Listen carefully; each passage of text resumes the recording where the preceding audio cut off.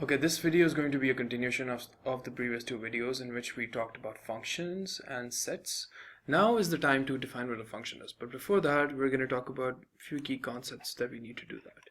Let's talk about a cross product. Cross product is basically something that takes place between two sets. So let's define one set to consist of numbers 1, 2, 3, 4 and another set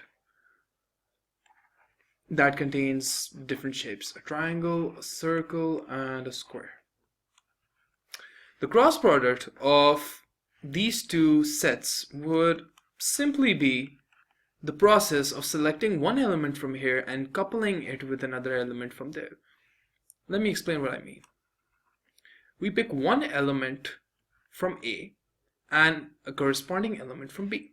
So for one, there exists a triangle, but at the same time, for one, there exists a circle, and thirdly, for one, there exists a square. That gives us the cross product for the first element. But we need to repeat this for 2. So we're picking one element from A, that's going to be 2, and one element from B, that's going to be a triangle. But we need to do that for the remaining as well. So it's going to be 2. Sorry about that. So the next element has to be 2 circle and 2 square, and we repeat this for the rest of the elements until we end up with 4 triangle, 4 circle, and 4 square. This is precisely defined as a cross product.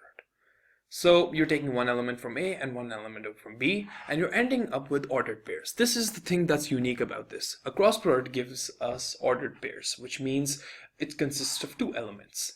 And so now we have a set that consists of sets of 2 elements. This is what a cross product is.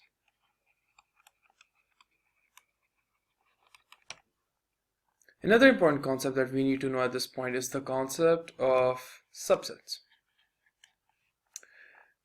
Now if I have 2 sets over here, let's redefine A. A consists of 1, 2, 3, and I have B that consists of 2, 3.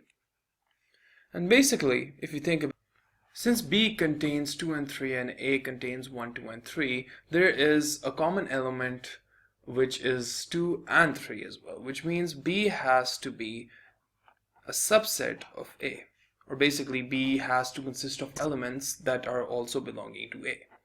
So if you made a diagram over here, A is this set which contains 1, 2, and 3, but B is a subset of A that contains 2 and 3. This is the difference between the two.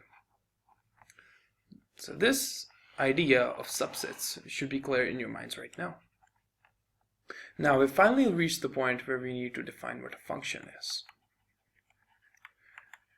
If you were to think about it for a second, a function is no more than a machine that takes in a particular input at this point, and after processing it in a certain way, spits out an output. But a more formal definition of what a function is would go something like this. Since we need to define 2 sets A and B, they consist of particular elements. Let's redefine them. They consist of 1, 2, 3, 4, and a triangle, a circle, and a square. So a function f over here that goes from A to B would basically be a set that takes one element from A and one element from B, merges them together as an ordered pair of the form A and B, such that when A, basically the element A, does not give 2 different values for B.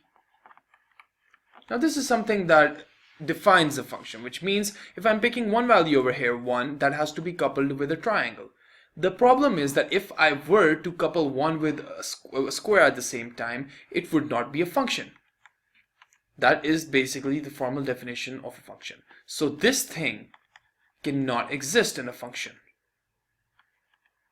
This would be problematic because for the same value of A, in this case which is 1, there are 2 different values for B which are triangle and square. but that is not what a function can be according to this particular definition. And another important part over here is that the function has to be a subset of A cross B, which is basically saying that f has to be a set of ordered pairs and it's going to be a subset of A cross B.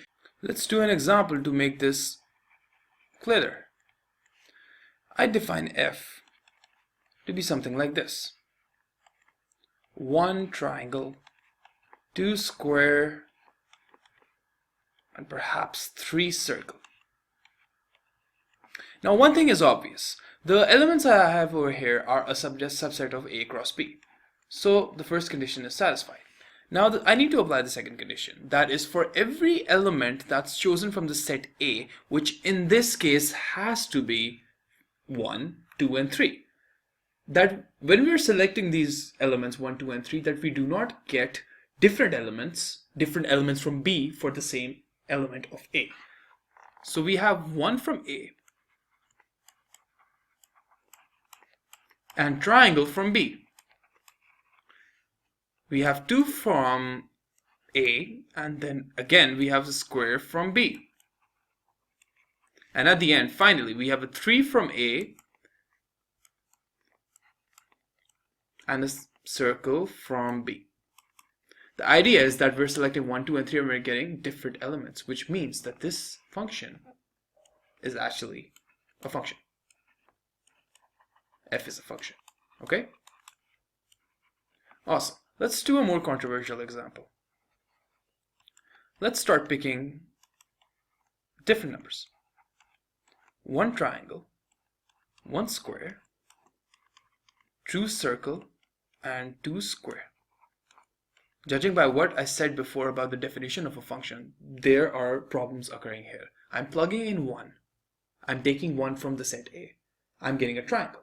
Then I'm taking 1 again from the set A. I'm getting a square. Which means that for the same value of A, we're getting 2 different values of B, which violates the second law of a function, of what a function is. Same goes for here. We're plugging in 2, the same value from A, but we're getting 2 different values for B, which means the second law is violated here as well. Therefore, f is not a function. And that's pretty much it for this video. In the next video, we're going to be talking about inverse functions, composition of functions, and one-to-one and surjections, which is a very important concept in calculus.